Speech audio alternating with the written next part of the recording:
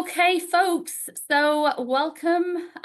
We will make a start. And again, thank you so much. Welcome to our Empowering Inclusion panel today. We're very happy to have you here.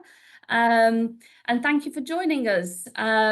Today, this virtual panel brings together local employers and community leaders to share their experiences, strategies, and lessons learned in building inclusive and accessible workplaces. My name is Louise Roberts. I'm one of the customized employment specialists here at the WorkBC Tri-Cities team, and I will be partially guiding you through today's session. We have our wonderful Nate as well, who will be supporting in the moderation piece. And I do believe I'd like to acknowledge that we are welcoming Aisha from the Tri-Cities Kappa, Susie from North Van, the Kappa, and Judy from the South Van Kappa, who will also be joining us today on behalf of the Ministry of Social Development and Poverty Reduction. Their support really helps to make these events possible, and we're very, very grateful to have them with us today. Before we begin, folks, I'd like to take a moment to acknowledge that we are joining virtually from many of our WorkBC centres in Vancouver, where a lot of our great work takes place, and we're really grateful to live, work and gather on the traditional, ancestral and unceded territories of Musqueam, Squamish and Tsleil-Waututh. For those joining from Coquitlam, we also acknowledge the traditional, ancestral and unceded territories of Coquitlam, Catsi and Stolo nations. And we really do recognise the ongoing stewardship of these lands and waters by these nations with gratitude. Today's session, I'm very, very excited about, actually. They happen every September. And the WorkBC really focuses on implementing some wonderful events to support not only our employer community, but also our job seeker community.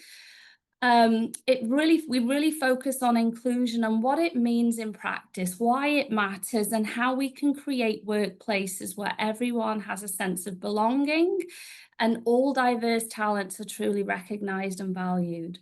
We'll hear from local employers, who are doing phenomenal work in the community leaders who will also share their experiences, strategies and lessons learned in creating accessible and inclusive workplaces. Before we begin the panel, I would like to share a quick PowerPoint presentation introducing WorkBC, who we are for those that don't know, and the services that we provide, and how we support job seekers and employers across the province. Nate, yep, and so here we are with the panel. Wonderful, thank you. So next slide, please, Livio. Wonderful.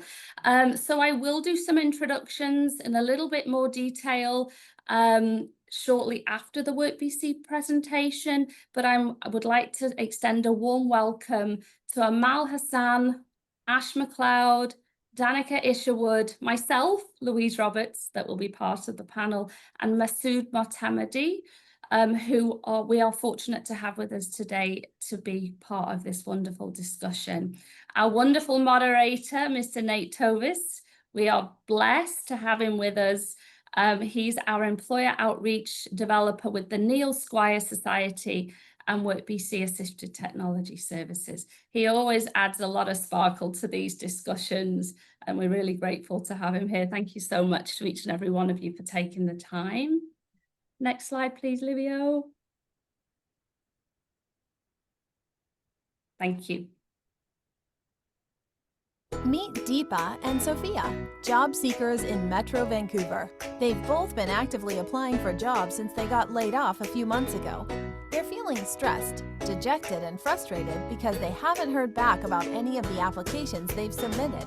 Deepa learns about WorkBC through social media and decides to contact her local WorkBC center because she's curious about how they can help her find work. Deepa meets the eligibility requirements, and after a quick assessment, she starts accessing free employment services. She gets her own career advisor who helps her to navigate WorkBC services and refers her to a career planning workshop series to help her decide on her career goals.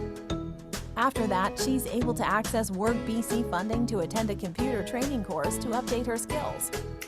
Next, her career advisor helps her to polish her resume, practice for job interviews, and network with other WorkBC participants.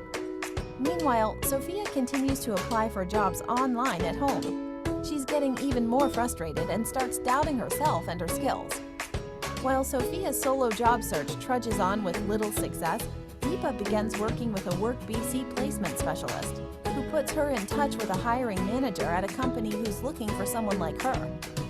Finally, Deepa gets hired by the employer she met through WorkBC. She's ecstatic that she found work in her field that matches up with her skills and experience. What are you waiting for? Contact your local WorkBC Centre today. All our services are free, and this program is funded by the Government of Canada and the Province of British Columbia. There's a WorkBC Centre in your neighbourhood. Find your local WorkBC Centre at workbccenters.ca. Wonderful. So that just gives you a very brief overview of the services, the wonderful services that we do provide at WorkBC. And we have a little bit of an illustration here today of the locations. So Vancouver and North Vancouver. And then we also have 3 locations in the Tri-Cities as well. So Port Moody, Coquitlam and Port Coquitlam. Next slide, please, Livio. Perfect, thank you.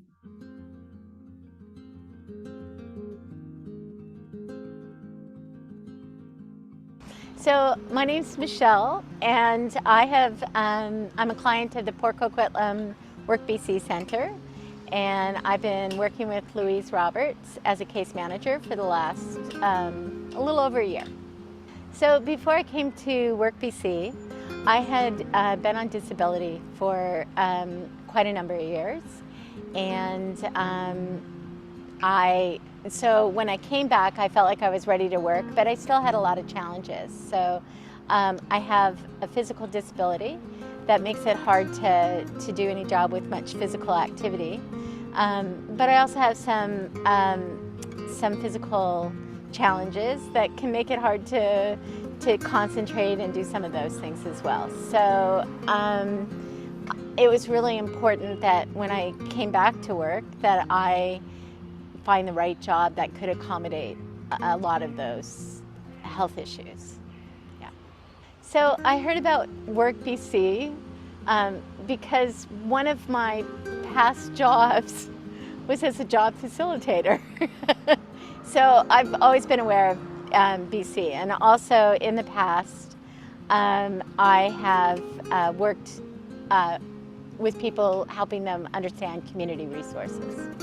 So I was working with Louise Roberts, and she has been absolutely wonderful. When I told her what I felt like I needed help with, which was a lot of it was around confidence and keeping me on task, she got that, right?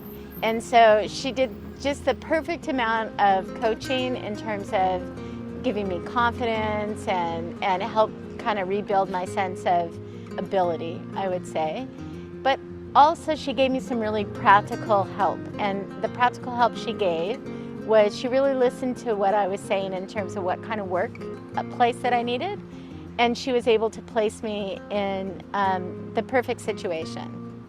So even though I think I've been here for over a year, she very quickly was able to place me with ISS of BC, and I started out as an employment counselor for high school kids, and then because of the situation I got laid off because it's in the immigration industry, and then recently I've been rehired by them. And even in that process, I was an ESL teacher 15 years ago, so I was really hesitant to try to go back into ESL, but Louise did her magic of giving me confidence and placing the right opportunities in front of me, and so I applied, and now I'm back with ISS teaching. So I absolutely would recommend the program to other job seekers. I think it's a great start. I think it's a great springboard to other things, and it gives you a good sense of what's available from the government, what's available in that local office, and what's available in the community. And especially if you're working with a case manager, I know in my case, Louise knew the organizations that I needed to work in. And so I think I heard there was 800 people who applied for the first position I had there. But my name got put on the top, right? So at least I got an interview, and then the rest was my responsibility.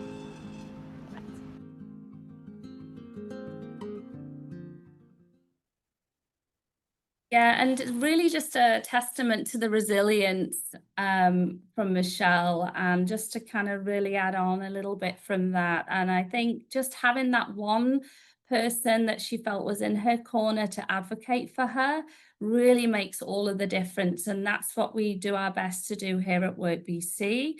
You know, and customized employment is a wonderful program that really supports individuals with diverse abilities.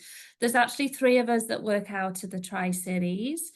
It's a very flexible process, and it really is focusing on the client's strengths, needs, and their abilities, and giving them a voice to be able to really discover the types of interests that they may have. What type of hobbies do they like to do? We have really the opportunity to observe them in the community, to support with finding meaningful, sustainable employment. And so from a service provider perspective, it's been a wonderful opportunity to see many of our clients grow and thrive in their lives. And as Michelle said, it's definitely a springboard for individuals to really make some positive changes in their lives. So we definitely work very closely with our clients within customized employment, really to determine their needs, their interests, and to match them to an employer that will support them in finding and sustaining meaningful employment. So if you are an individual that identifies with having a diverse ability, please, I do encourage you to reach out to us. We do provide individualized supportive assistance, and many of our clients are successful in maintaining and securing employment. So after today's meeting, please do encourage you to reach out to us, and we can certainly provide some more information on WorkBC services. Contact your local centre. You will meet with a case manager who will refer you to customized employment, and you'll get to work with us. Customized employment, as I say, through the discovery process, and we'll connect you to the employers community, volunteer community, and we'll ensure that we provide that sustainable employment through coaching. We're pretty much here to walk you through every step of the way. Our goal and the client's goal is always meaningful, sustainable employment. So we do what we need to do to try and get you there, the client. Thanks, Livio. Perfect, thank you. And so many of our offices are here today, which is wonderful. So North Van, South Van, the Tri-Cities. And so, like I say, if you do have additional questions or you are interested in services, please feel free to reach out to me, and we will share my email in the chat, and I'd be certainly happy just to be able to provide information for clients that are interested in customized employment services. Thank you so much, Livio. Okay, so what I would like to do is, without further ado, and that being said, let's move on to the heart of today's session. And I did kind of touch on this a little bit earlier on, but I'm definitely really pleased to introduce our moderator, Nate Tobis, to you all. As I mentioned, he's the employer outreach developer with the Neil Squire Society and WorkBC Assistive Technology Services. Nate brings a wealth of experience actually in helping organizations build inclusive workplaces, and is the perfect guide for today's conversation. Nate will be joined by 5, actually I'm on the panel too, so he'll actually be joined by 5 panelists who will bring diverse perspectives, and I would like to take the opportunity to introduce them right now. So first of all, we have Amal Hasan. Amal is actually the Volunteer Services Coordinator at the North Shore Neighbourhood House, an organisation with a long history of building inclusive and accessible communities in North Vancouver and beyond. She has been especially dedicated to welcoming volunteers with diverse abilities and helping them find meaningful roles that not only enhance their skills, confidence, but also their job readiness. So thank you so much for being here, Amal. Next, we have Ash MacLeod. Ash is the Executive Director of A Better Life Foundation. They are actually a Vancouver-based charity that provides over 1,000 meals per day, while also creating meaningful employment opportunities for people facing systemic barriers. Under Ash's leadership, A Better Life Foundation has actually become known for hiring and supporting individuals who may be excluded from traditional employment and strengthening community and well-being. So thank you so much for being here today, Ash, too. Also, we have Danica Isherwood joining us today. Thank you for being here, Danica.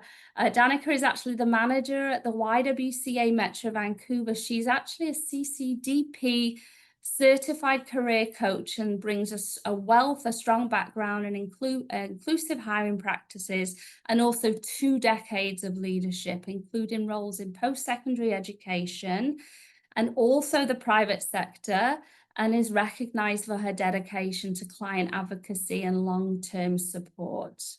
And last but not least, we have Masood Motemedi. Masood is the founder of Arad Food Importers, a successful wholesale food business that he'd actually been building since the age of 21. After arriving in Canada, he has over 30 years of industry experience. And I can attest to this because I'm actually currently working with Masood right now. His company is rooted in resilience, strong community values. He's a very much of a heart-centered leader. He attests to treating his employees like family, of which I've observed. And he's also providing opportunities to individuals with diverse abilities. My name is Louise Roberts. I'll also be contributing to today's panel. As I mentioned earlier, I'm one of the Customised Employment Specialists, a team of 3 here in the Tri-Cities, Coquitlam, Port Coquitlam and Port Moody. So without further ado, I would like to again thank all of our panelists for being here. And now I'm going to hand you over to our wonderful Nate to open up the discussion and bring on our panel. Well, I'm sure glad you reminded me you're on the panel so I don't forget about you for 20 minutes like I did last year. That's all right, Nate. I was here to support you mainly. No, this is great. Thank you so much, Nate. No, over thank to you. And I really appreciate the opportunity to be here with everybody today. This is a safe place. This is a learning place. This is a place for discussion when we get to the Q&A portion. Well, I work for Neil Squire. Neil Squire is my employer. There's 102 WorkBC employment centers around the province. So whatever community you're in or your friends or relatives are in British Columbia, there's somebody close by that can assist in helping you find employment, training, and access to our services at Assistive Technology Services. For WorkBC Assistive Technology Services, I'm the marketing manager. My role is to work with the 102 WorkBC centers, help their staff get up to speed to understand how this program works, how to refer their clients to us. And then I do a ton out in the community, talking to people that are already in the workforce, employers mostly, that have employees that may have a barrier, because they may qualify for the work we do to get workplace accommodations to minimize or overcome their barriers to employment. I love this topic. It's a great topic. In 10 years that I've been doing this with Neil Squire, what I've learned is, well, disability matters. Ability and desire and passion is what drives people. So let's start it off with this question. Why, Danica, why should an employer consider hiring somebody with a disability? Oh yeah, that's a great question, Nate. So there's a number of reasons, but I think the biggest one is that, or some of the biggest ones is that people with disabilities are committed to their jobs. And so when you hire somebody that maybe has barrier or disability, they become loyal to your organization, and they stick around. So I think that is a big one. I know that turnover for a lot of employers is a huge issue. It costs a lot of money to hire new people. And if you're continually bringing people on and they're walking out the door, that can have a really negative impact on an employer's bottom line. And so this is a way to support lowering turnover and having that somebody that will stick around with your organization. The other thing that I think is really important to mention is that hiring people that represent the communities that we operate our businesses in is good for everyone. It shows that you are part of the community, which in today's society, I think is a really big deal. And it only helps businesses move forward if they are representative of the communities that they do their business in. Yeah, wonderful. Brilliant. And the rule here today and the goal here, folks, is that we're not going to ask every panelist every question, but we want to get a good, broad perspective.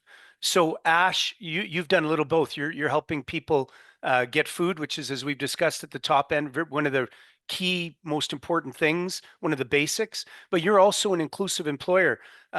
Tell us a little bit about hiring somebody with a disability and how's that worked for you? It's worked tremendously. It's been part of our DNA since day one, and that goes back to about 2010. I don't know why I said about 2010. That's a definitive time. It was 2010. And I'm kind of jumping ahead to questions here.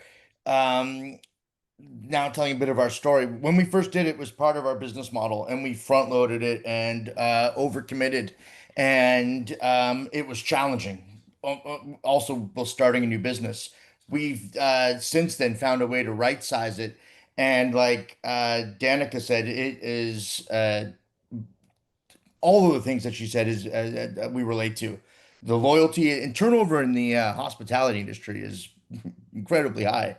I mean, lots of us know about kitchens, and uh, probably some of us have worked in kitchens and don't work in kitchens anymore, or don't work in restaurants anymore. It's a revolving door. We have some employees that identify as having disability that have been with us since the very first year of business. That is unheard of in our industry. Um, for that loyalty that Danica is talking about, we gave someone an identity and a career where other people didn't see it as a career. They certainly have. And also in the representation of the community, the meals that we provide go to people in the downtown east side.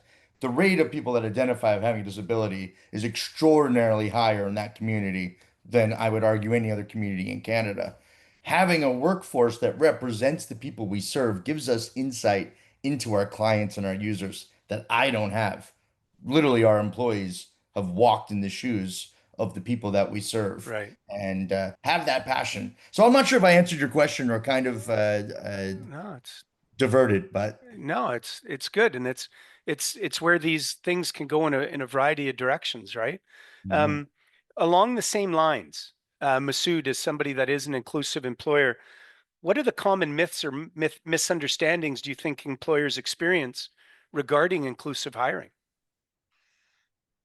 It's very important to start when we are starting to interviewing the employee with this type of the disability. It is quite important. First of all, we find the atmosphere to be comfortable, to talk, to discover, and find the establishment that we can talk openly with all the respect to know what kind of capability they can do and what they cannot do. Once we find out, then it's much easier for us to fit them in the right position. This is pretty much, I would say, this is all about it. Once they find a comfortable workplace, it returns it returns very fast and it start to develop. And the feeling about it, it's incredible. This is something that Yeah. it has to happen. really, I guess what you're saying is you're putting them in a position to succeed, right? And Absolutely, excel at their role, right? absolutely, absolutely. Yeah. And this is something they never choose to be happen. You know, this is something it happened to them. So as a human, we are here to share. It's important for Yeah. us to help each other. Without each other, we are solo. We are no one. Once we have a team together, built together, and I find out of this subject through many employers, they are very reliable people. They are very sweet people. They are blessing. They are blessing for my company. Yeah. Yeah.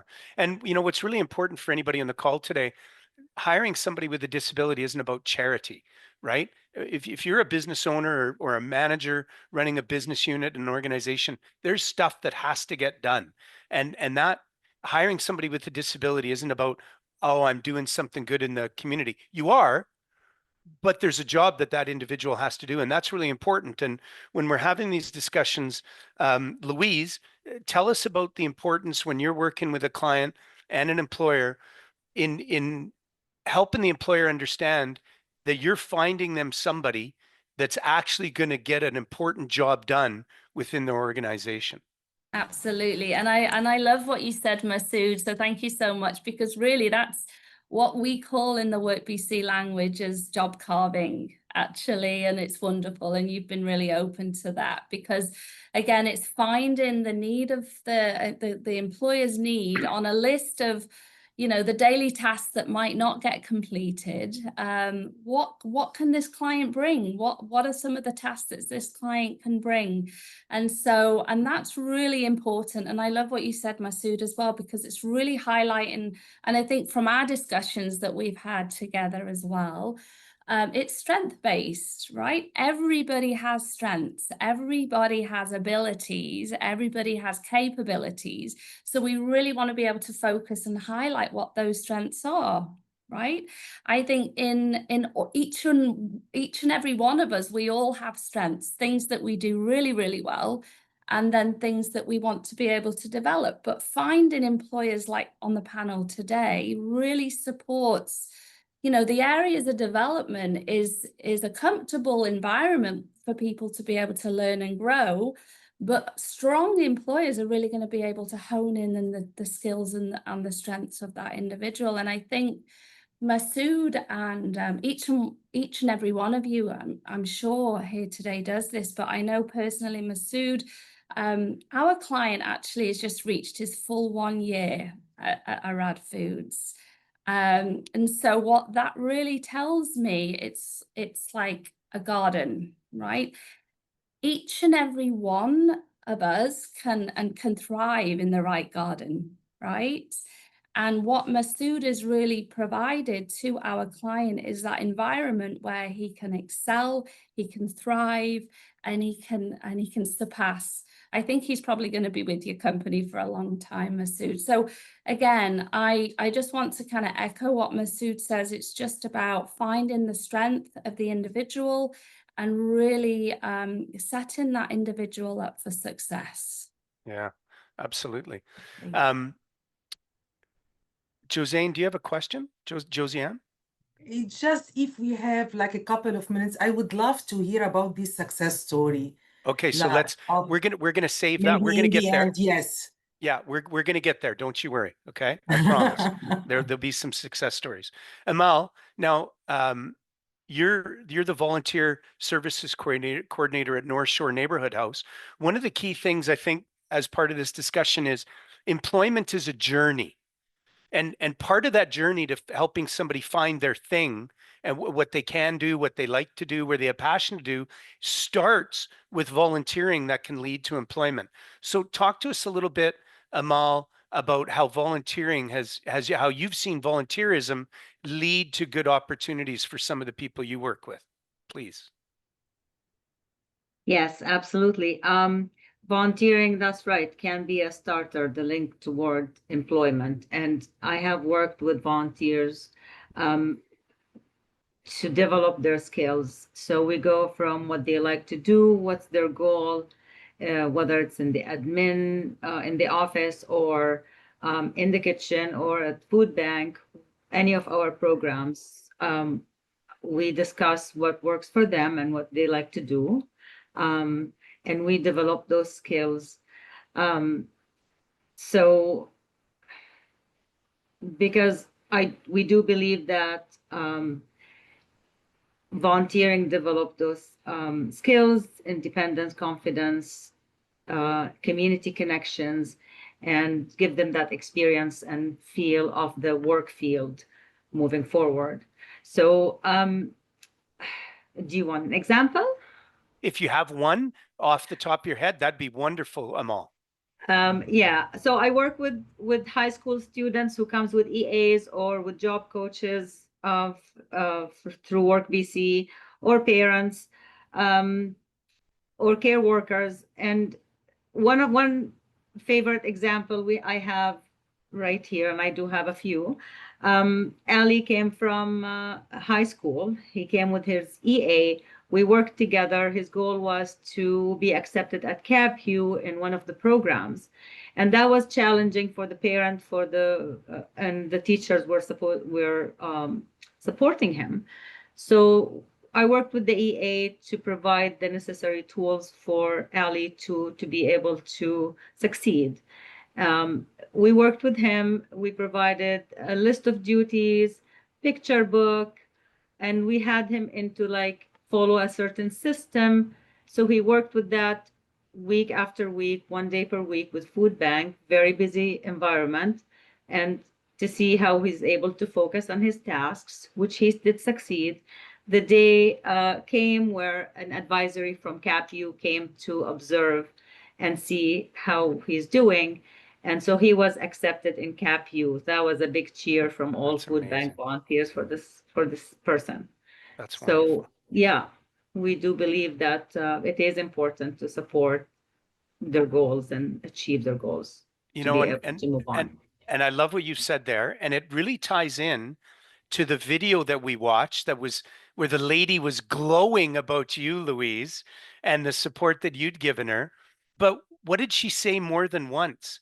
The confidence that Louise helped instill in her.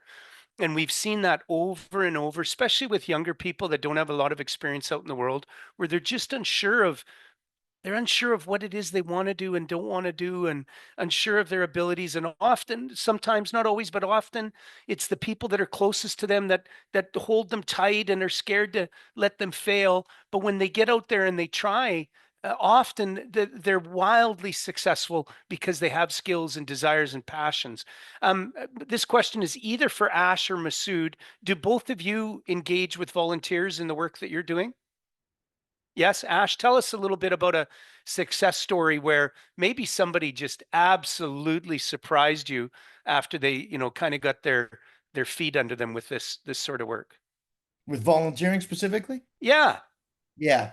Um, our work with volunteers doesn't necessarily fit into the conversation that we're speaking about, if I'm going to be honest. We okay, have a ton of volunteers as a charity, tons. But as far as inclusive hiring goes, most of our success stories come through the hiring platform, because we tend to take risks and give opportunities fairly willingly and eagerly, to folks that are looking for jobs and haven't really used our volunteer stream to that purpose. But as far as success stories, I mean, I've got a decade and a half of them, and I'm talking at this point dozens and hundreds. And one of the biggest success stories, without going into personal examples, isn't about retention for us. I mean, we do, like I mentioned earlier, have some folks that have been with us since the very first year of employment. Shout out to Jerome and Robert, who have been holding us down for literal years.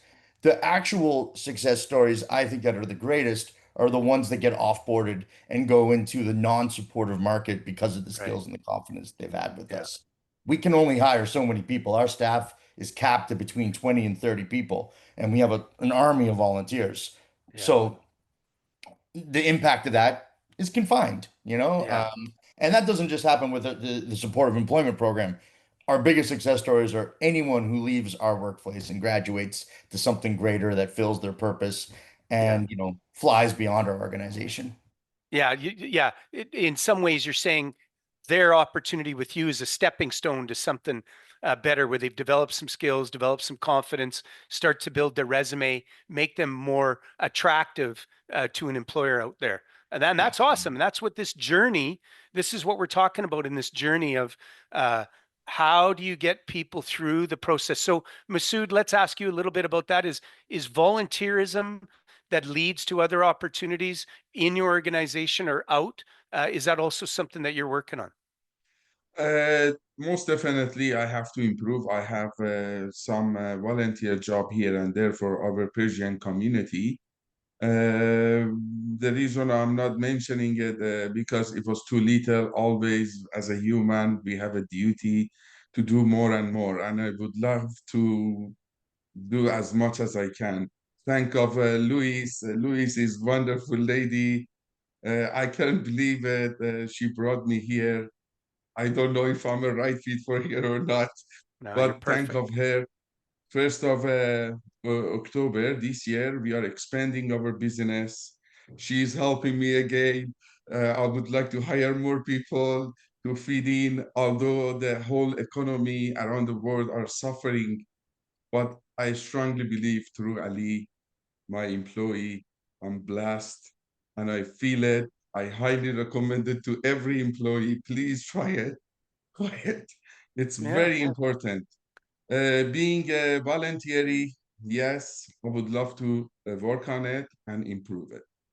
And I know in the WorkBC, and we'll get Louise to touch on this a bit, WorkBC employment centers are doing more volunteer placements that can lead to employment opportunities. So touch on that just for a bit, Louise, about some of the importance of, one of the things many people talk about is I need somebody that has some experience. Louise has disappeared from my screen. I hope she's there somewhere. There she is. Tell us about some of the work BC centers are doing around BC, Louise, including in your center, where volunteerism is that part of that process to find employment. It's a great question, Nate. So, and I think, we are realistic in the sense that, the labor market has changed somewhat. And so how innovatively can we support our clients in having that opportunity to expand their networks? And I definitely believe volunteer work is one of the ways we can do that. It's multifaceted actually in many ways, because it's given the individual that confidence, the skill set, and the peer support of being in the workplace. But then it's also given them expansion of networks. Okay, Right. so I think many of my clients have been successful in becoming employed as a result of these volunteer community attachment and unpaid work experience opportunities. And I think with the labour market and the changes in the labour market, definitely it's encouraged. Some of our clients, aren't quite sure of how they will feel in a certain environment doing a particular job. So it's given them the opportunity to try certain jobs on for size. Because again, we want them to be successful. We want them to be sustainably employed in a meaningful environment where they feel happy. Yeah. So I think volunteer work definitely is the way forward. It's a good start, and and volunteerism is good for non-disabled people, persons with disabilities, to build their skills, to build their network, to build their connections. I say to people when I'm at job fairs all the time, if you're volunteering at the food bank, the man or woman beside you could be the hiring manager for one of BC's biggest companies, because they're always Absolutely. doing those kind of activities as team building activities. Danica, for a young woman, you've been in this industry for a while, right? So I know you have some good experience. So my question to you is, what kind of challenges do you see for persons with disabilities that are job seekers that are commonly struggling with, for example, when to disclose a disability or ask for accommodations and understanding their rights, anywhere in that scope? Okay. So one of the things I think that's important to highlight is that they face some of the same challenges that everybody faces. And so when the labor market shifts, it becomes difficult for everybody, but it becomes more difficult for people that identify as having any sort of barrier. And so there's a few things that I think that lead to that struggle. And so some of it is not asking for help. Like there's help available. Ask for that help if you need it. And especially around like if you don't know when to disclose, how to disclose, if you should disclose, access those community support so that you know what to do, how to talk to an employer, how to talk about your strengths, so that those can be addressed, and so that if you do need an accommodation or a carved job, those can be created for you. Um, and really, really, I think the other piece of that is knowing how to get a yes from an employer. And there are ways of framing things that can point to people's strengths. And so if you're unsure or you're feeling like, oh, I can't do that for myself, or I just need somebody to talk to, reach out to those community resources and get that help because they do exist. I think that the other challenge that still exists is that there are a lot of employers that are not fully educated about benefits and things like that. And as a job seeker, it's not really your job to tell the employer how they should be educated about things. But there are ways to help them get educated so that it removes that barrier for people with various barriers, physical disabilities or invisible disabilities. And so I think that that's a big barrier. I'm just trying to think. I mean, so I've been on the other side as the employer. And so I know that from an employer standpoint, if somebody discloses that they have a need for an accommodation, it actually makes my job as the employer easier. If one step further to that, if they can tell me what the accommodation is, it makes it even easier. It takes all of the guesswork out for me. Now I can properly support that person and I can put them into a role where they're going to be successful. We can work together to make that happen rather than be guessing and unsure. And so having a strategy around disclosure and what that looks like, I think is really important. Yeah, I love that. And, at Neil Squire, we believe everybody has the right to disclose their barrier. Nobody has to disclose their disability. Nobody has to disclose their diagnosis. If they are going to disclose, they're going to disclose what you were talking about, their need for a workplace accommodation. And if they know what that is, you're right, that makes it simpler. Here's the good news, folks. If you're not in the workforce and you need a workplace accommodation and you're using WorkBC to find employment, WorkBC is going to send you to WorkBC Assistive Technology Services, and we're going to do those assessments and we're going to understand what your disability is, what your abilities are, and what's the intersectionality where an assistive technology minimizer overcomes that barrier, kind of fills that gap.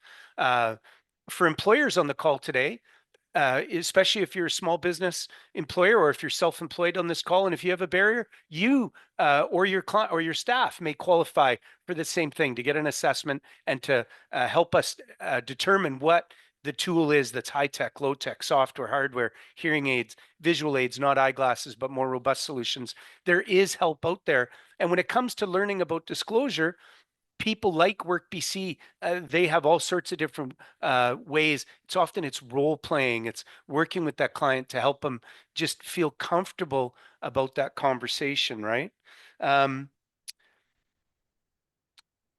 So Ash, what can job seekers with disabilities do when job seeking to improve their chance of success? I can only speak for our organization, and again, I don't mean to pivot each of these questions, but I just had a thought about the disclosure I think is worth sharing. And the more the culture of disclosure permeates the workforce, you might find other employees willing to disclose things that they were withholding before. And I also like want to remind us all that it's not like an us and them type situation here. And because sometimes it seems like it's so delicate and complicated, and the disability community is different than our community. What we are finding more is that there are business leaders all in every sector and every segment, with lived experience with disabilities. And the more we're talking about this and the more we're talking about disclosure, the more they're identifying themselves. And it isn't a separation or segregation in community. As to answer the question directly about what can job seekers do? I think the onus is on the employer, if I'm going to be completely honest. I think just going forward and applying for the job takes a level of braveness and courage, and the responsibility is then on the employer to figure out how to accommodate. And also when we talk about accommodations, I know for folks that are perhaps new to this, it seems grand, and it might seem, especially to small and medium-sized business owners, like I've got enough on my plate. So I'm trying to figure out payroll and pay suppliers and manage what's already going on. A lot of these times, accommodations are actually quite dead simple. And Nate, to your point, there's Yeah. so many resources to access them. As an example, someone who had sorry, I'm going to mispronounce it, osteoporosis in my, anyways, had a difficult time standing while doing their shift. So asked for the accommodation of a relief mat, because they're standing there chopping vegetables for hours at a time. Now every single person on our team has a relief mat because it's an accommodation that everybody's going to benefit It from. makes sense for everybody, doesn't it? Makes sense for everybody. Everybody's Right? needs are grateful for it, and so on and Yeah. so forth. $30 at Costco. Problem That, and not again, necessarily solved, but improved, right? and to your point, so many resources out there that help provide those things. Yeah, exactly. So Amal, from a resources standpoint, a neighborhood house is often critical. It's a place where people go for answers and help and stuff. What is some of the work your organization is doing to provide resources for people in the community as it relates to finding volunteer opportunities or finding employment resources and that kind of stuff?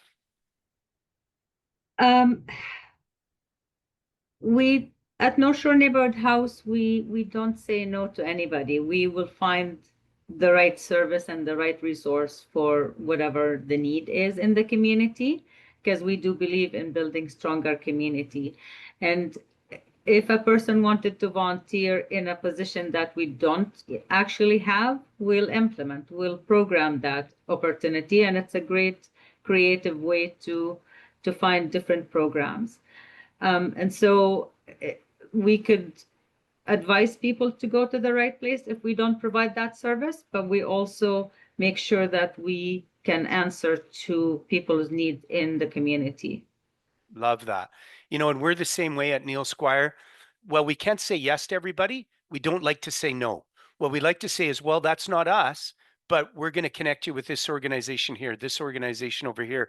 And it's a really important part of that process. At WorkBC centers around BC, many of them have a resource advisor.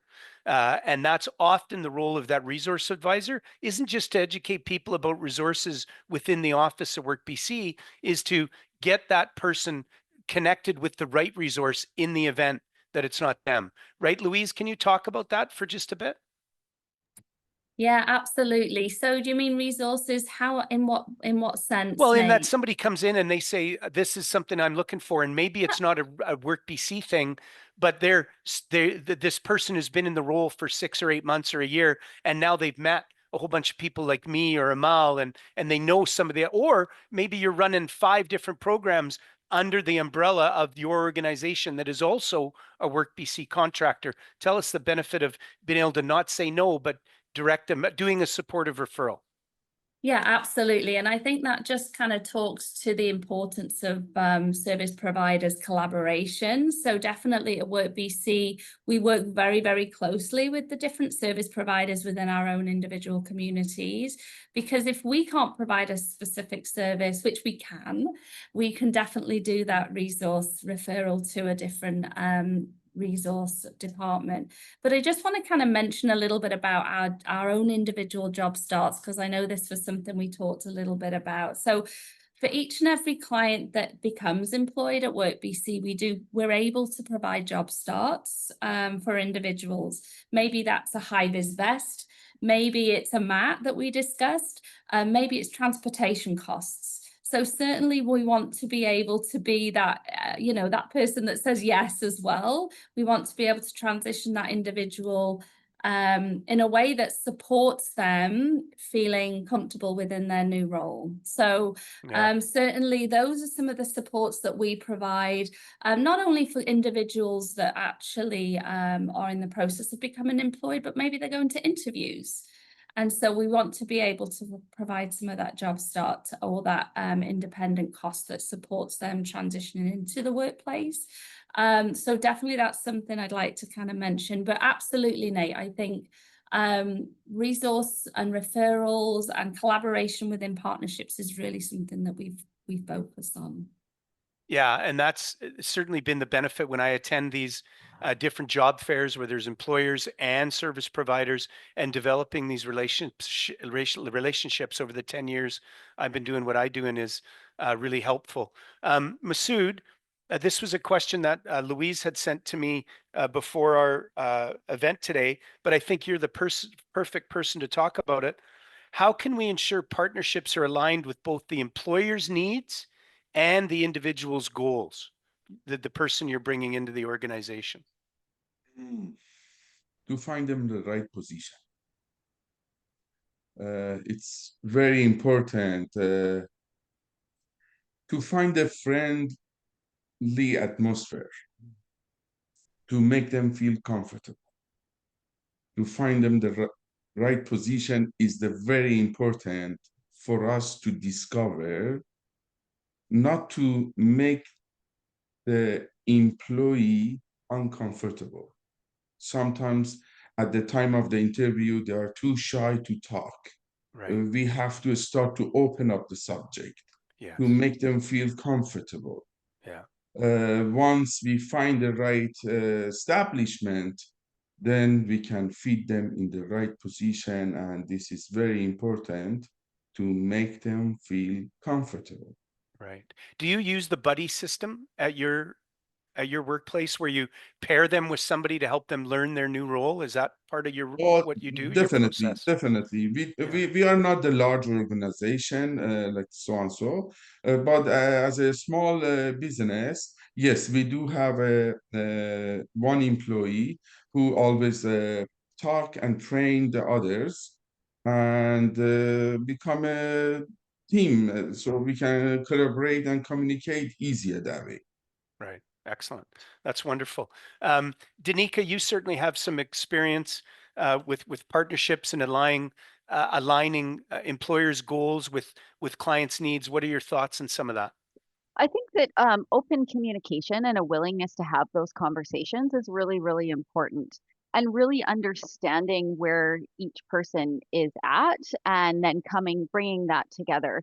So, number one, the open communication back and forth between the employer and their new or longstanding employee. But also, if a customized employment developer is involved, also involving them in the process so that everybody's on the same page. Through that process, you're not doing it alone. And so accessing that support, I think, is really important. And this also goes back to that education piece for employers. Depending on the type of employment that they're offering or their background, they may not be well versed in how to do this. And so just asking for that help, and being honest and vulnerable, like, hey, I'm not really sure what to do here. How can we work together, or how can you help me support this participant? I think that that's really important. That vulnerability piece from everybody is okay, and it's okay to have these conversations even when they are a little bit tough. So I think that that is a big thing. And I think for the employer in particular is have these conversations when you're networking, when you're at chamber events, when you're meeting with other employers. Have these conversations. Find out what other employers are doing. Find out how they're making Right. it work, and then Yeah. implement those things in your own businesses. I think that that's really important, and that can help create that alignment. You're not doing it alone. I know a lot of businesses feel like they're working in a silo, but you don't Yeah. have to. They don't have to. They don't have And to. and that's exactly correct. In North America, the baby boomers born from 1946 to 1964, of which I'm one of them. I was born in 63. There's 10,000 of those people retiring, hitting age 65 every day in North America. So while we have a real different employment market than we did 2 years ago, things will improve. We will get back to a point where there's more jobs than there are really good people to replace them. So, like you said, I love that, Danica. 2 or 3 business owners might get together at a chamber event and talk about the challenge they have with import export, the challenge they're having with marketing. They need to have more conversations about how is it that we can hire more inclusively? What about this incredibly untapped market of talented, educated, skilled people that, well, they may have a disability. They have way more abilities and disabilities, and that's what we really want to focus on in the work that we're doing, right? Um, Louise, can you just touch on a bit about where can employers find more resources about inclusive hiring? Absolutely. So yeah, it's a great question, Nate. So it's our role as customized employment specialists to really hone in on those partnerships. So we really have to do our due diligence in connecting with employers. Danica was an employer that I was able to connect with back in 2017. Now, unless I'd gone on in and had some of those conversations with her, she wouldn't have known. And it was relatively new, but having those types of kind of how do we make some changes? How do we implement some growth for our inclusive clients? And so having those conversations with employers to be able to support change, what does that look like? Is very important. So connecting with business owners, connecting with organizations, creating those partnerships is absolutely vital. I think you mentioned, Danica, the chambers. I think the chambers are a wonderful organization for us to be able to really leverage and support one another, connecting with those employers. But also, like you said, many employers don't really know how they would go about this. So it's about providing that level of education and talking about it, right? So certainly I know at the WorkBC team, we are very engaged with the community partnerships. We do our due diligence in trying to connect with organizations. And we, that's a crucial part of our roles to be able to support our clients enter the labour market, not only on a paid employment basis, but also a volunteer basis as well. Yeah, fantastic, Louise. And Ash just put something in the chat that is a really good resource, and that's Accessible Employers, formerly known as the President's Group. There's a ton of good information out there for you, whether you're a job seeker or an employer, to help you access some of the way to properly post a job out in the marketplace, where far too often these postings are written like they're looking for Superman or Superwoman, where the job doesn't necessarily require that. Uh, Write the postings so that you're going to attract a wider range of people. Accessible Employers has a bunch of information that'll help an employer write a more reasonable ad that's going to attract a wider group of individuals. Amal, what are some of the strategies that can be used to build rapport with employers and job seekers that you would talk about? In terms of volunteering? In terms of volunteering or finding employment, what are some of the strategies that build that rapport with somebody that, like Masood was talking about, gets them to open up a little bit? I mean, over here, we work with the volunteer with their goal. If their goal is to find a job in the food industry or in supermarket or service industry, we work with that and we have the right position for that. And so the job coach will help them to find the job opportunity in the work field.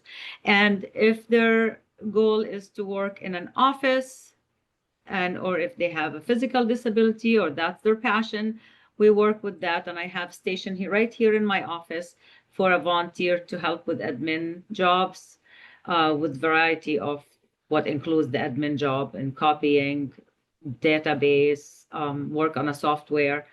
And so at the end, I will provide a reference letter with their skills, and I'll be happy to be a reference to help them in the work field.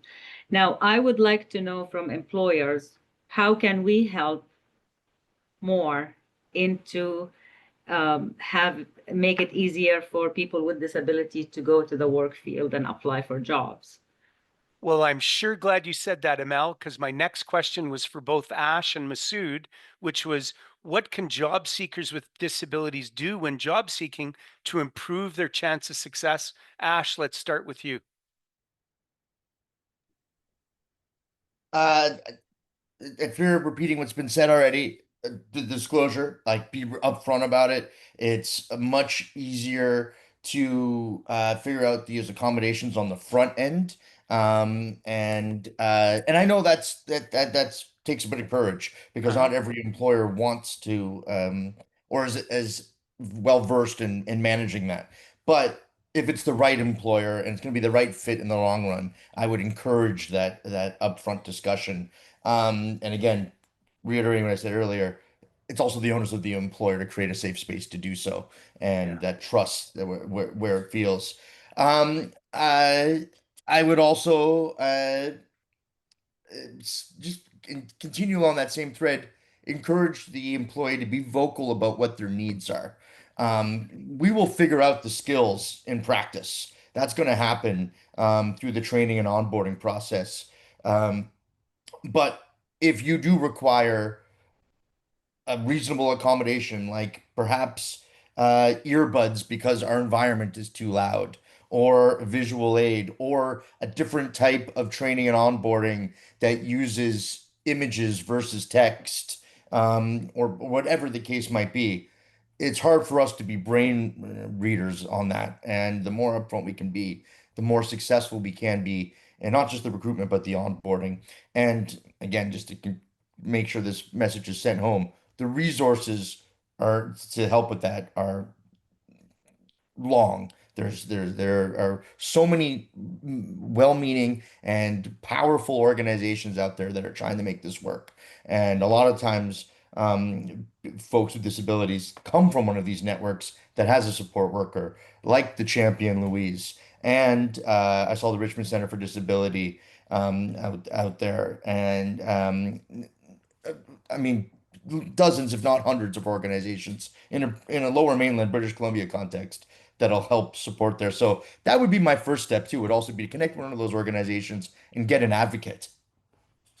Yeah, yeah, 100%. I love what you said there. And when you're talking about accommodations, when employers are doing their ads out in the marketplace, telling the job seeker to let us know if you require any accommodations for the interview process or for the job itself. When you put that out there, that's a loud signal to the person with the disability. This is the kind of place that I want to work at. They're going to give me a fair opportunity as much as anybody else would. So Masood, let's get your thoughts on that. What can job seekers with disabilities do when job seeking to improve their chance of success, as far as you're concerned? I believe every human thinks the way I do in this field. And the person with the disability, for sure, it requires the additional timing for the training. We have to be patient. We have to work on this. And once the communication start to happen, it's going to be twice as much faster than the normal person. Everybody has a different capability. And if we are, as a human, missing somehow, somewhere, we have an addition in another field. So we could be misfiring in one point, but have an additional point somewhere else. The same employee we are talking about, who was employed previous to my company only for 2 months and quit. And he's with us for almost a year. And it's very important to find a friendly environment for the employee to make them comfortable. Yeah. Yeah, like you say, find a safe place, find a role that they can excel at, be willing to give them the training to move them to other opportunities should they discover something else in the organization that they'd love to try. And you're right, it's just having the kindness and the timeness. Lisa, can you hold your question till we go to Q&A, or is it a burning question that you'd love answered? Go ahead and put it in the chat, if you will, and maybe I could even introduce it as a question to the group as well. Is that okay? Oh yeah, for sure. Sorry, I didn't Okay. even know my mic was on. Sorry. No, don't be sorry. It's all good. It's all good. So yeah, great. And that's really what it is. Communication. It's really about good communication, whether you're talking about a non-disabled person or a person with a disability in the workforce. Great things happen when we can talk about it, right? Or text about it. Okay. Like it's 2025. You can talk to me or you can text me. Let's be fair about that. Okay, so let's have Danica and Louise talk about how can long-term, because this is what we want. We want long-term relationships. We all do, right? Well, how can long-term relationships with employers support consistent placement or hiring opportunities? Danica, let's start with you, please.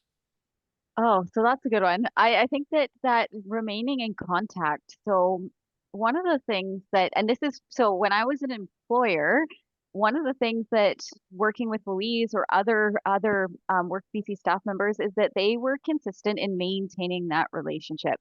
If they said they were going to call or stop by at a specific time, they did that.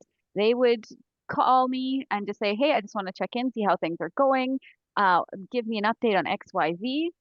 And so on the flip side of that, for me, when I started working in the field on the front line, that was really important. So maintaining my contacts with employers, just checking in. It's not always about, do you have a job for my participant? Sometimes it's, what other support do you need? How are you doing? Building really good, strong relationships and making sure that everybody knows what kind of resources I can bring to the table as that support person. And from an employer's perspective, it's so useful to know that if I have a question or if I need something, it works both ways. I can pick up the phone and have that conversation with the person that is I'm working with, or that is from WorkBC or from whatever other program. And so having that back and forth and that relationship being built that way, so that it's not a, oh, I don't know, can I call this person and ask this question? No, it's fine. You can call them, you can send them an email, all of those things. And I think that leads to long-term success. Because then even if we do have a placement as an employer, even if we had a placement and this person, the support had tapered off, they were doing really well, maybe they're being moved off this person's caseload or whatever. If something really, really strange happened or they needed some support, I knew as the employer, I could call and they would come back and support that person, or they would support me to support that person so that they could maintain and sustain their employment. Yeah, it's a true partnership, right? Not Yeah, just at the absolutely. start, throughout the life of the engagement, right? Mm-hmm. And for the employers out there, not all inclusive employment is like this. Okay, there's lots of people you might hire that identify as having a person with a disability and require no support. What the group is talking about here is a specific program where there is what's called supportive employment, where a person will come with that individual, often learn the job, understand it, help train that individual, and then once that individual is off and running, run into a hiccup, no problem. We re-engage, get that problem solved, and move on. And Danica, I'm going to talk about your comment about networking, but Louise, this gets you to talk about that, the value of those long-term relationships with employers, because it isn't about one hire, right? It's about having an opportunity whenever they have a position that they want, you want them to send it to you, don't you? And maybe you have somebody that would be a good fit, maybe you don't. Absolutely. So I just want to kind of just thank you, Danica. I think that was very eloquently explained, but I think it's really important that, like, working with the employer networks is a partnership. So I know in many, and then again, at WorkBC, we call it job coaching. So when we place a client in sustainable employment, that's really the word that we're really reaching for, is sustainable employment. So working with the employer as an extension of that organization is about supporting the leader, making their life as easy as possible. So I know from my experience with Danica, I mean, I think I could go to the organization that Danica was actually a manager for and pretty much do the job with my eyes closed, you know? So You know, and I love that. I love that because I felt in my role at WorkBC, I had all these new acquired skills with all these different organizations that I could go and say, I've got experience doing that. So certainly,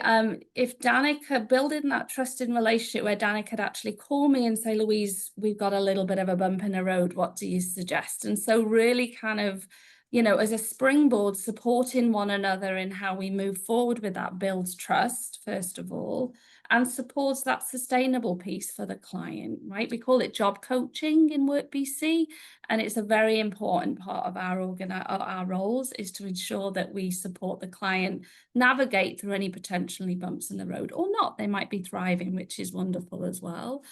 But on the flip side of that, just to kind of talk to Masood a little bit in terms of, you know, building that trust really honors new opportunities. So Masood is, you know, supported. We've been able to support the client to the year mark. And now Masood trusts WorkBC services, and moving forward, we're in the process of looking at wage subsidies for additional growth of his business. So again, it's multifaceted, not only for the partnership, but also for the clients that we serve at WorkBC.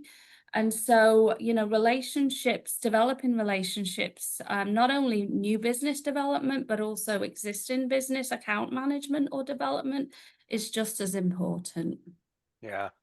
So just before I say my next thing, I want to just let all the panelists know the next thing I'm going to ask you to do is to make a comment about something that is important to you that we haven't talked about.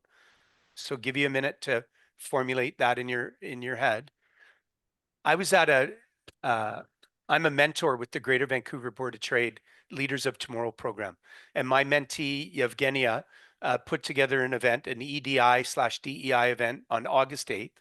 And we had a panel discussion similar to this. We were talking about similar things.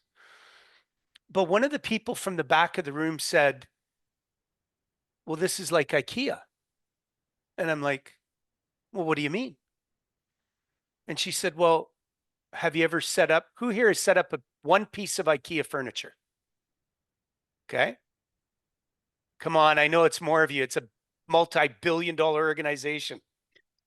So here's her point. If you've only ever set up one piece of IKEA furniture, it was probably frustrating. But if that day you went to IKEA with your wife or your husband or your friend or your roommate, and you bought 3 or 4 pieces, the first piece would still be frustrating, but the second piece would be easier, and the third piece would yet be easier. And by the fourth piece, you don't even need the instructions. You've got this figured out. And inclusive hiring is similar to that. Is there some things to learn? 100% there is. Could it fail? Yes. Every one of you that's been in the job have worked with somebody that was a non-disabled person that didn't work out for the organization. And hiring somebody with a disability is not a guarantee that it's going to work. But the more you do it, the easier it gets. And eventually, it's just hiring another person that, yeah, may require an accommodation, may require a little more support, but they're just a person. What you're going to find is that when they get in the job and they learn the job, they're going to be a great employee. And there's tons of statistics to show that hiring people with disabilities is, again, not about charity. It's a good business decision. I encourage you to go look at that. Great discussion today. So I'm just going to do this alphabetically and MS. So we're going to start with Amal. Amal, anything that you'd like to add to the discussion today that maybe we haven't touched on that's important for the audience to hear today, please. One of the challenges I have, and it is about inclusion and disability. It's actually about disclosure. I work with people with disabilities, and I don't ask for the disability unless if they want to disclose that.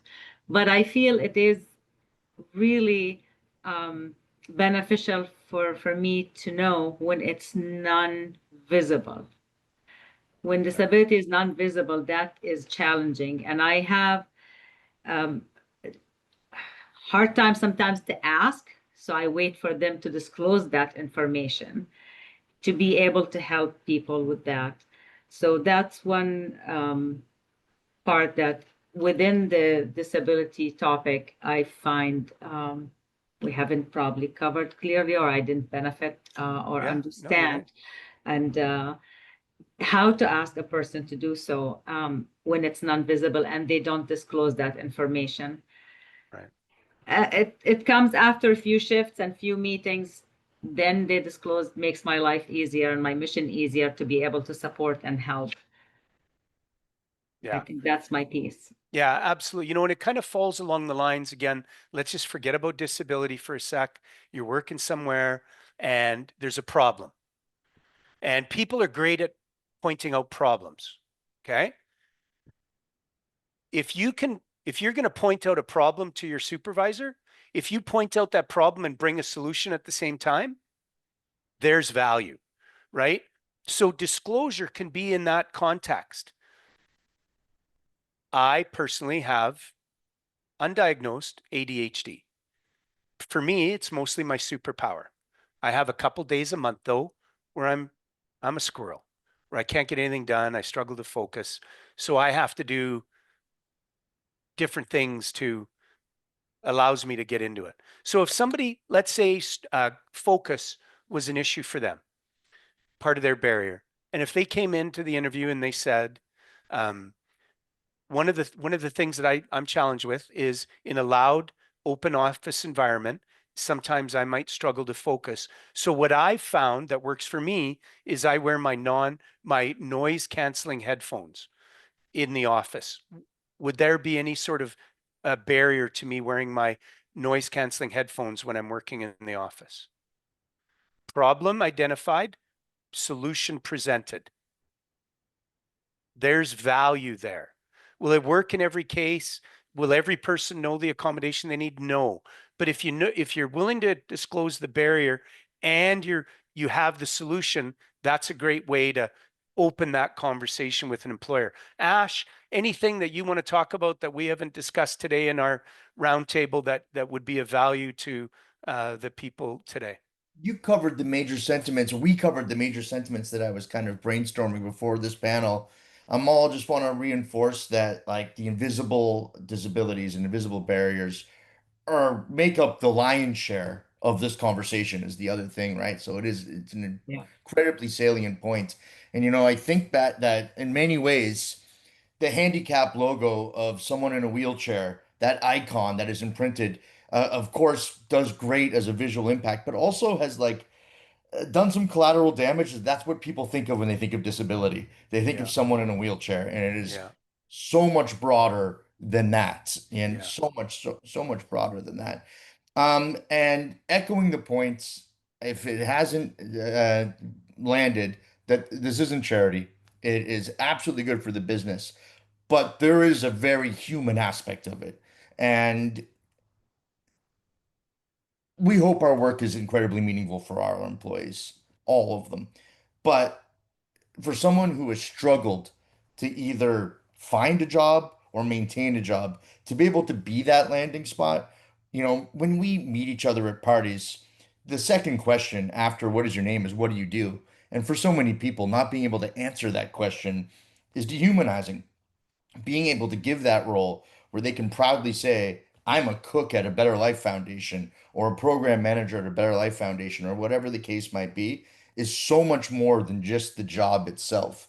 And it doesn't just have that incredible impact on the individual, it's their whole family and it's the community at large. So, it, there's very pragmatic reasons to do this. It's really pragmatic. It makes sense. The business case is strong and proven, but it's also very human. Ash, if you were only passionate about this topic, so good, buddy. That was wonderfully said. So good. And you can tell why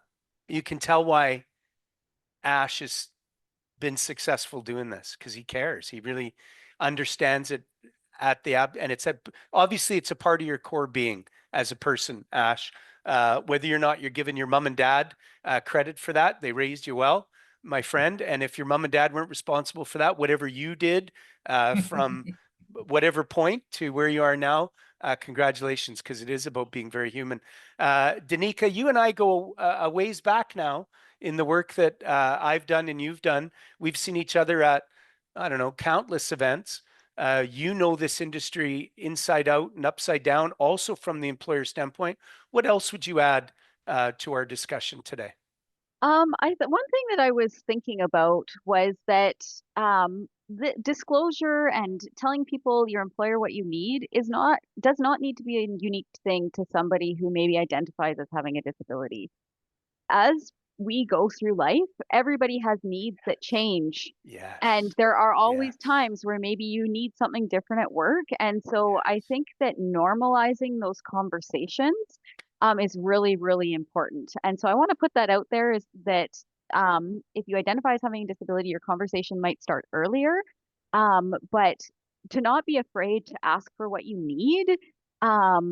And just to normalize that with employers and just in society in general, is that is a Yeah. normal thing. And I think that that's something that we should Yeah. also be talking about. Yeah.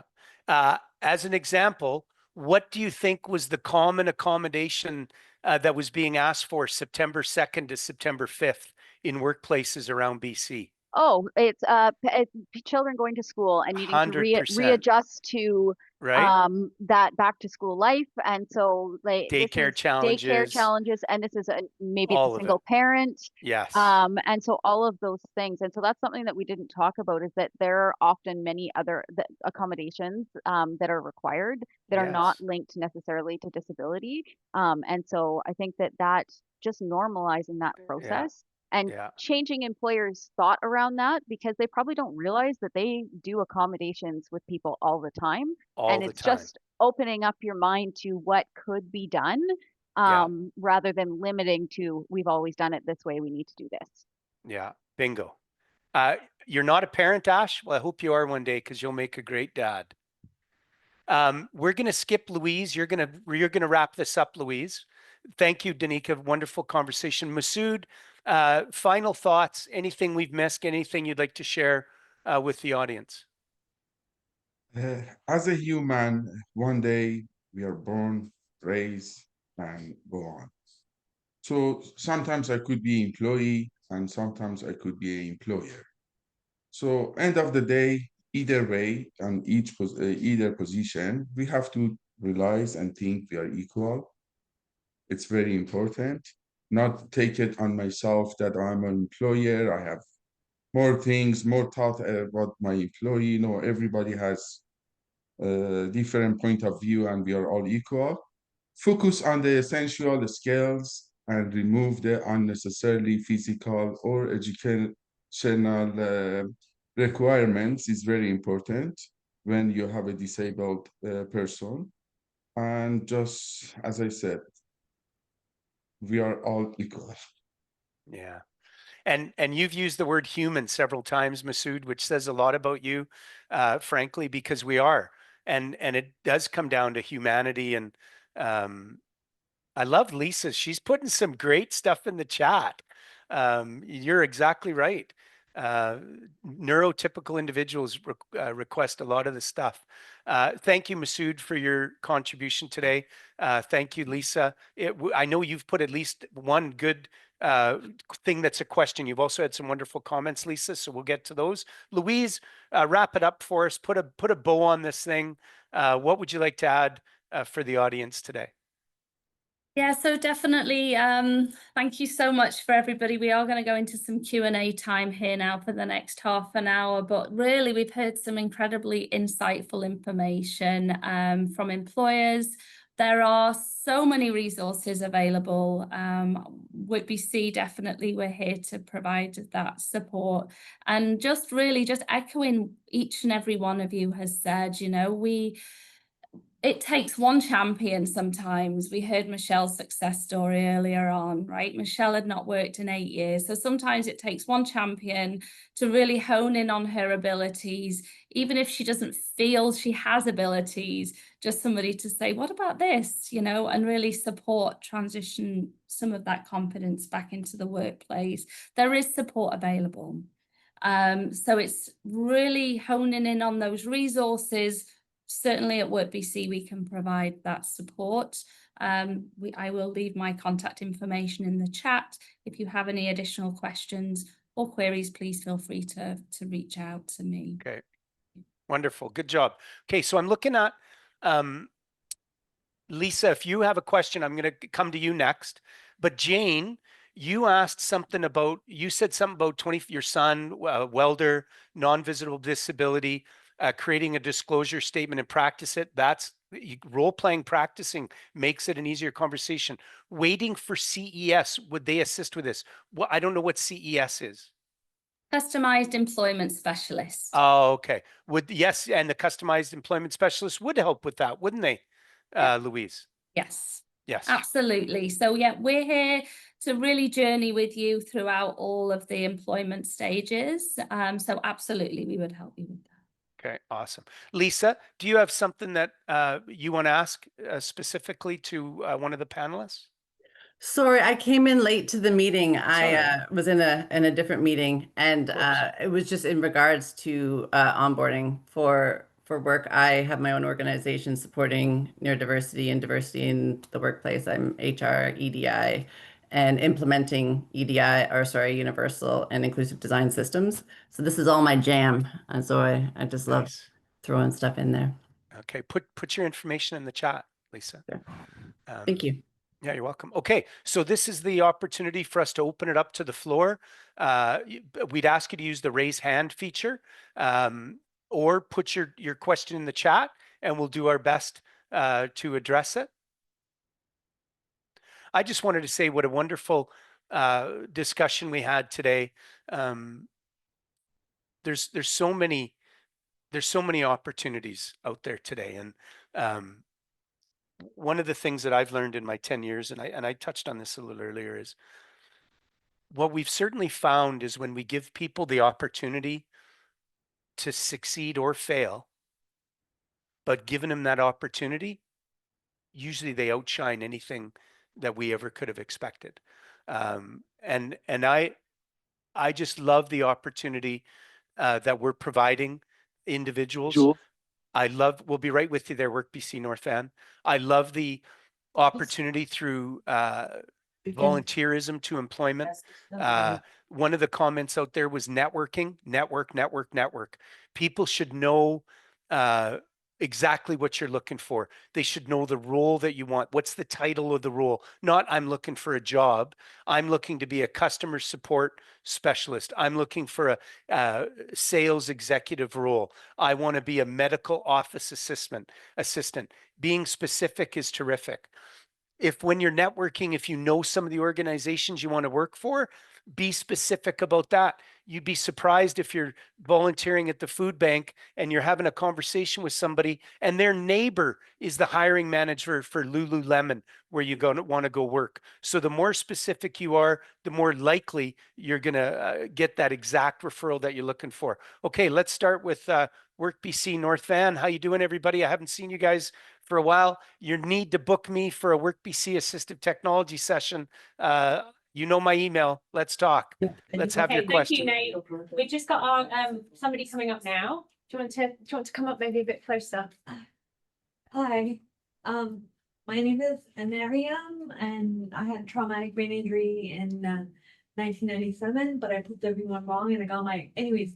I've had a hard time finding a job from the last job that I quit 4 years ago because they're discriminating about my disability and stuff. And my brother, who's in charge of hiring, he said I want to write to companies in my cover letter about my disability, that I had a car accident, traumatic brain injury, this and that, but I proved everyone wrong. He said, don't write about your disability in cover letters, because it's going to turn them off, and they're going to be, if they have 100 applicants and one of them is a survivor, who are they going to pick, right? That's what he said. Well, and you know something, like noses, everybody has an opinion, and your brother's entitled to his opinion. And in certain scenarios, he's probably 100% right, but not in every scenario. This is the importance of finding an employer that is advertising that they want to hire inclusively, as soon as you see that in a posting, like with ICBC, like with TransLink, and many, many other organizations out there, some of the employers on the call today, if they advertise in that fashion, those would be the employers that I would target first. And yes, you may consider mentioning the situation you're in, but then the rest of your cover letter should be focusing on your skills, right? Exactly. And your desires and your passions. Yes, I proved it. I proved that I had the department wrong, and I made her cry because I got my certificate with the P average, and I've been doing a great job and volunteer. Okay. So that's what I thought. So only for big like government jobs. No, not Like- necessarily. That's not what I meant by that. It's anybody that's in their ad posting is saying we Supporting the encourage cause. inclusive employment, and we want to work with all the people. Those would be the postings that I would respond to with a cover letter that explains your not only the disability that you have, but your strengths and skills and desires and passions. Thank you. Yeah, anytime. Anybody else want to add anything to that on the panel? I just put a chat about inclusive employers. If you are an inclusive employer and you are not communicating that fact on your website, through your social media channels, and showing people your success stories about inclusive hiring, you really, really should. If you already have the ability and you're already doing it, why are you not telling people? You are going to attract a much more diverse range of applicants, and you're going to be able to find the best people that way for whatever role you have. Good point. Good point. I'd also add, and do so on every job application, like for every position. Don't discriminate internally about which positions are open and which ones aren't. Put it on every job, every position you're hiring for. Okay, WorkBC South Van, what do you got? Hi everyone, we have a client here from WorkBC Vancouver South. Would like to have a question. Yeah, please go ahead. Yeah, hi. Thanks for that interesting conversation.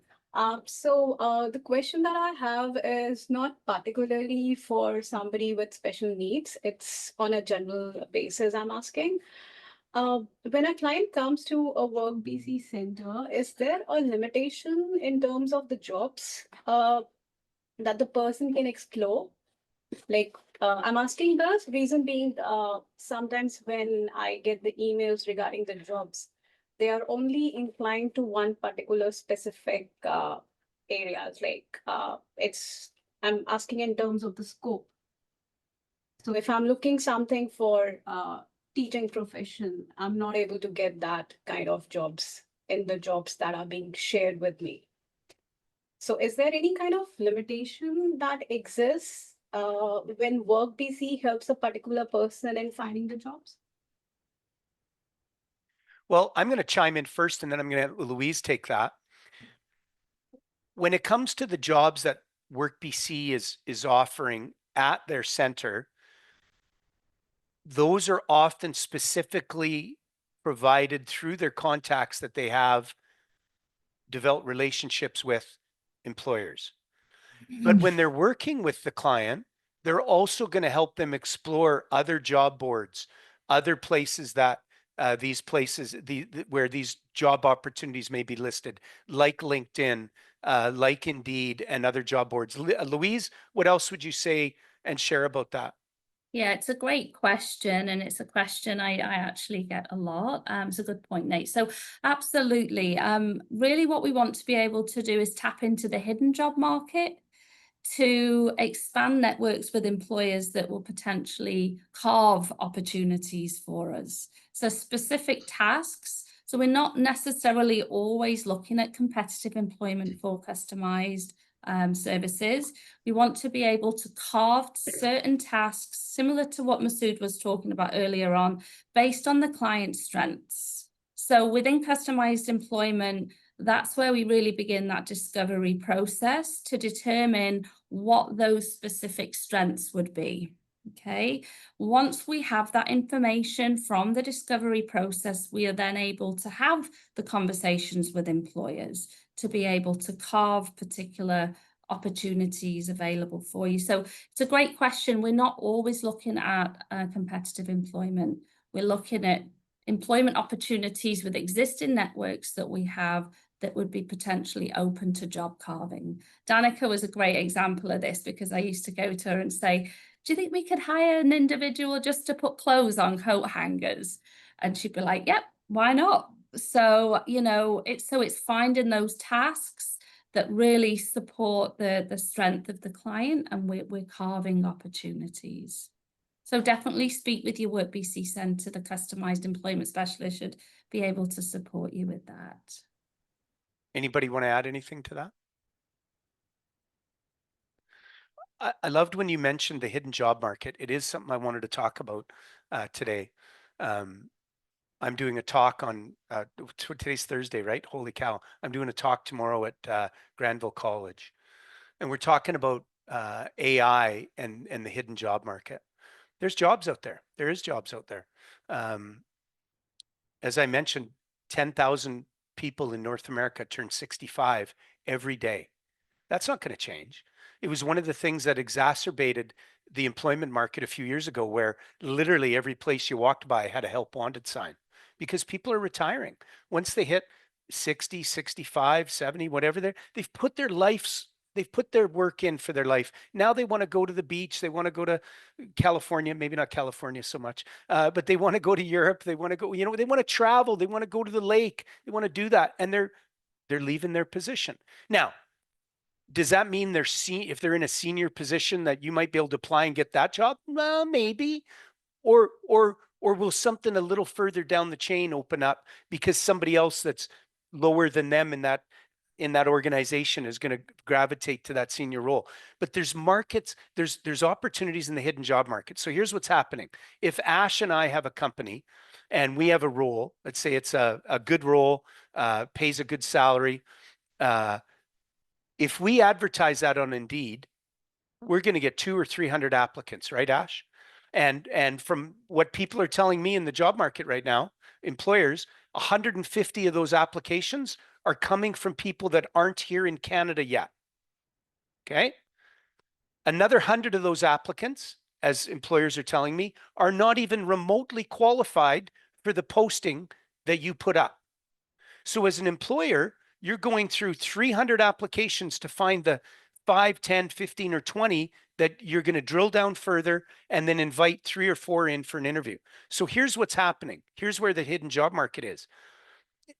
If Ash and I have this position, the first place we're marketing this is to our existing staff. That email is going to our existing staff, say, hey, staff, we have an opening in this department. These are the qualifications.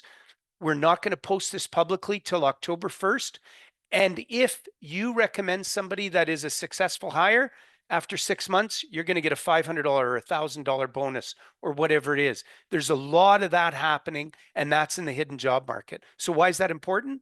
Network, network, network. Everybody's going to know what you're looking for. You got to go outside of your existing friends and family. Go to chambers of commerce events. Go to job fairs. Talk to everybody who knows you and that cares about you and that will help you, and be specific about what you're looking for and the role. Polish up your resume. That's a good thing that the WorkBC centers help with, is helping people create a professional looking resume. I believe in cover letters. I know statistics say half the employers don't look at them. Well, half of them do. So you still get a 1 out of 2 chance, because your resume is the factual. The cover letter is impactful. The cover letter allows you to tell your story. The resume is the factual situation about your education and job experience. Your resume is about your passions, your skills, your soft skills that you have, that most employers, frankly, are looking for, because it's difficult to teach the soft skills. The hard skills you learn in school and stuff and experience, a lot of that can be taught on the job, but the soft skills of negotiation, conflict resolution, sales, communication, all that, those are the soft skills that employers are hiring today. By networking more, you're going to get access to that hidden job market. All right, WorkBC North Van, you still have your hand up. Does that mean you have another question? Yes, we have one more question. Okay, perfect. Hi there. That's 4 months. I mean, we work with WorkBC and got a ticket out of ticket. I want to help people. That's my new calling in life. I want to help people. Downtown East Side. I have experience with downtown East Side. I would like to help. But I'm unsure how should I get schooling first, or should I just volunteer, or is a volunteer position in with the hiring the volunteer position come with schooling? My question is what's the best way of finding the right career? 4 tickets. I want to help people. Okay, so I'm sorry, I'm struggling to hear what exactly the question is. I want to help people. I have lots of experience in addiction and mental. I would like to help out people. I'd like to get tickets. Got 4 tickets so far. Save CPR certificates, right? Should I continue on? The best way of being with you and help people with tickets or job experience, schooling? Where should I start? Yeah, so if somebody else can, I don't know, Yeah, it's cutting in and out for me. If somebody else heard that I've better, got a please bit of it. respond to that. I think I got a bit of it, and maybe I'll reiterate, see if I'm catching it. You'd like to help people in the downtown east side. You don't know where to start, whether you should get some tickets, certifications. Sorry, I was struggling with there myself. Or schooling. Do I understand that correctly? Yes. Yeah. Okay. Yeah. 4 tickets so far. 4 tickets. Work tickets. Okay. Yeah. CPR, food safe, women's, and somebody else. Do you mind me asking your name? Desmond. Desmond? Also, Nate, you mind if I jump in? Yeah, 100%. Nate got lots of experience here in the downtown east side for sure. And I would say that you don't need those prerequisites. In fact, most of the people hiring in our neighborhood will help you get those prerequisites, not prerequisites. They would help you get those certifications if it's an asset to the job. And not to intentionally plug, but why not? I mean, they deserve the credit. The province of BC and United Way have recently just rolled out the WEOGs, the Work Experience Opportunities Grant. A Better Life Foundation, the organization I represent, has received 10 of these placements. And not only are we offering 200 hours of paid work, we are also helping people get first aid, food safe, WMIS, whatever they might need to help them with their future goals. And we're currently hiring for people in a kitchen and community ambassador role.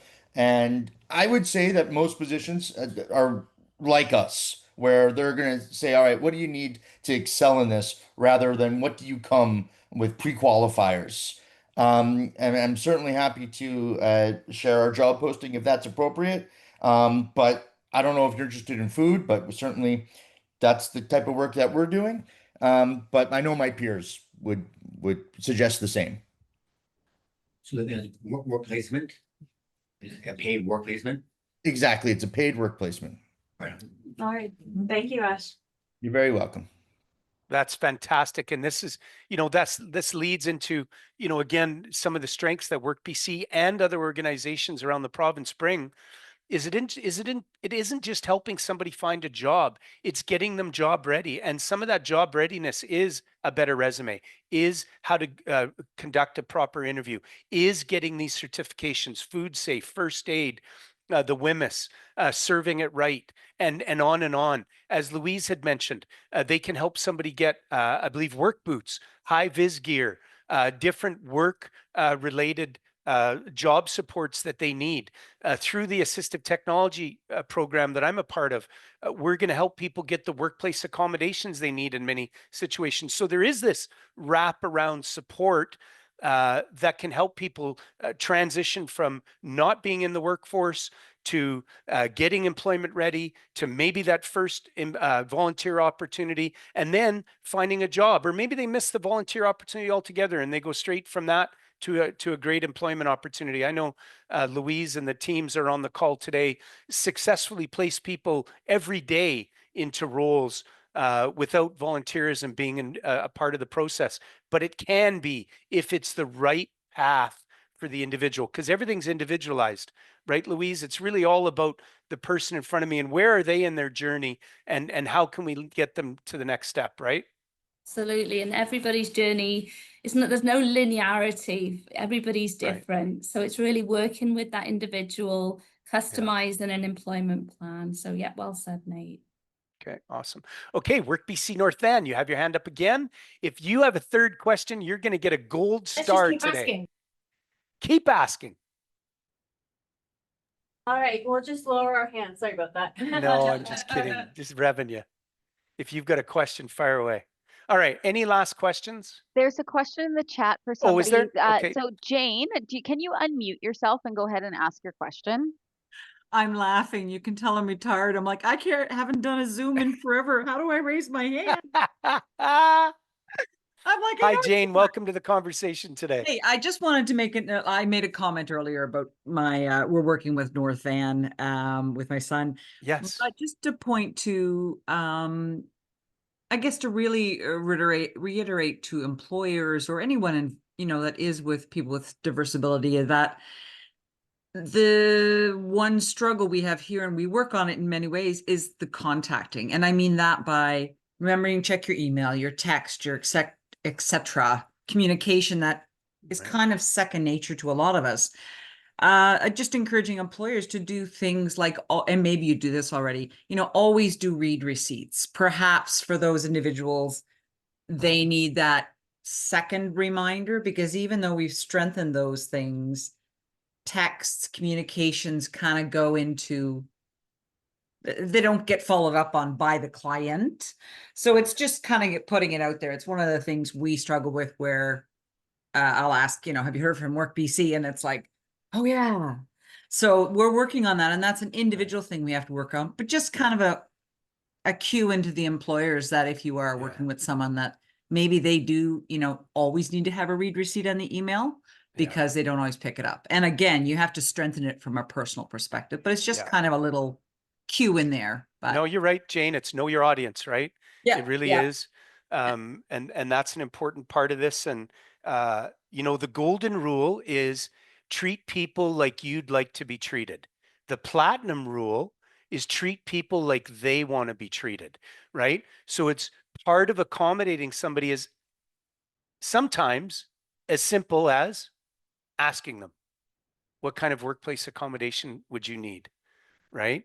And often, not always, but often, the person with the disability knows exactly what they need, or an idea of what they need that you can work around to find the solution, right? Any last comments at all? Any last questions? We've had a wonderful discussion today. I'm so honored to have been part of this panel discussion today. I believe in ability, because frankly, who cares what you can't do? Let's focus on what you can do, you want to do, you have the passion to do. And that's where the magic starts to happen, right? Is when we put, as Masood said, we put people in the position to succeed, right? When we give them that opportunity, so many different things could happen that maybe we couldn't have foreseen ahead of that. So if there's no last questions or comments, any panelists, anything last to end with? Oh, I think Masood has a question, Nate. Go, Masood, go. All I have to say, thank you so much to every one of you to make a community greater. That's all. Right on, man. Thank you so much. There are amazing. Oh, Amal has something. They're clapping in North Van. Yay, they're always clapping in North Van. They're so happy over there. Amal, go ahead. Yeah, it took me a second to find that hand. To find that damn hand. The damn hand. I just want to say that we welcome people from all abilities to volunteer, and sometimes it leads to hiring. They follow the the job postings we have. And now we do get people who come to volunteer and wanting to volunteer to have Canadian experience or the work field, or how things work, and gain experience and skills, but they don't know what they want to do. So we work with that. Do you want to try to work in food bank? Do you like to deal with people? Are you within a team? Do you like to be like individual work? So we go with the skills, and we try different things, and it's amazing how they shine in certain things that they think they're not able to do or they're not interested in doing. It's just to go out of that comfort zone and like try different things, and they shine and they enjoy what they're doing. It amazes me, and it's a nice surprise always for them and us that they enjoy different things. Yeah, I just want to absolutely. say that. So thank you for having me today. Yeah, no, thank you. And you're so right, Amal. It's not just about employment, right? It's not just about a paycheck. It's community. It's involvement. Absolutely. It's being a part of something. It's uh it's so much more than that. It's friends. It's community. It's a lot of things. And yeah, it's a paycheck too, or it's a job, but it's more than that. It Absolutely. often sends somebody in a direction they never would have imagined, because they met somebody, they learned something, they got connected to something different. There's a lot involved in the work that we Absolutely. do, right? Absolutely. It's a different kind of networking when they talk to Yeah, people and they yeah, find things and yeah, resources, and it's amazing yeah, what they find and what they learn. And yes, sometimes it's only they want to give back and volunteer, either for volunteer hours or just to give back to the yeah, community. And it's amazing what yeah, we have to build 100%. strong communities and neighborhoods. Yeah. Thank you. All right. So let's wrap this up. Thank you, everybody. Now, here's what's important. If we all just shut off our computers now and just go about our day and don't do anything more to help this movement, I failed. So September is Disability Employment Awareness Month in BC. Most Wednesdays anyways, 12:30 to 1, I run a webinar on the WorkBC Assistive Technology Services Program that shares how people not in the workforce can benefit from these services, and how people in the workforce and their employers, especially small business in BC, can benefit from that program. neilsquire.ca under Get Involved, attend a webinar, attend a lunch and learn. Follow our different organizations on social media. Follow Louise and her team at WorkBC on social media. Follow WorkBC South Van on social media. Follow Danica and her team at the Y on social media.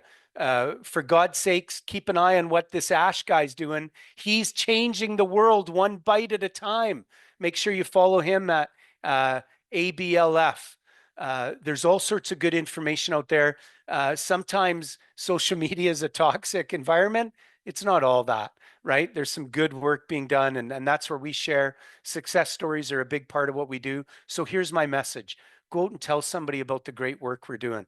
Who do you know that has a disability, not in the workforce or in the workforce? There's help for them. Who do you know that is a small business employer that maybe isn't aware of all the programs that they're paying for as a taxpayer that they can benefit from?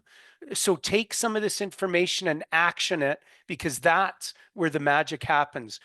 They say that one person can rarely change the world. That's not true. One person with an idea and a desire and a drive can absolutely change the direction of their neighbor, their person in front of them, or their entire community. So take and action that, and that's how we're going to make the world a better place. And I see somebody in there is looking to connect with WorkBC North Van. Susie is, or they're trying to connect with Susie in WorkBC North Van. So if somebody could help that individual, I believe their name is a number on their phone or something. Where did I see that? Anyways, North Van WorkBC Thank you. 12620. We have no idea what that is, your phone or your ID. She wants to connect with North Van WorkBC. So if you can put your email address in the chat, either the person that wants to connect with them or a contact at WorkBC and North Van, that'd be great. And we can help. 12620, get that information. If not, 12620, you can look up WorkBC North Van and there's a phone number on Google. Thanks, everybody.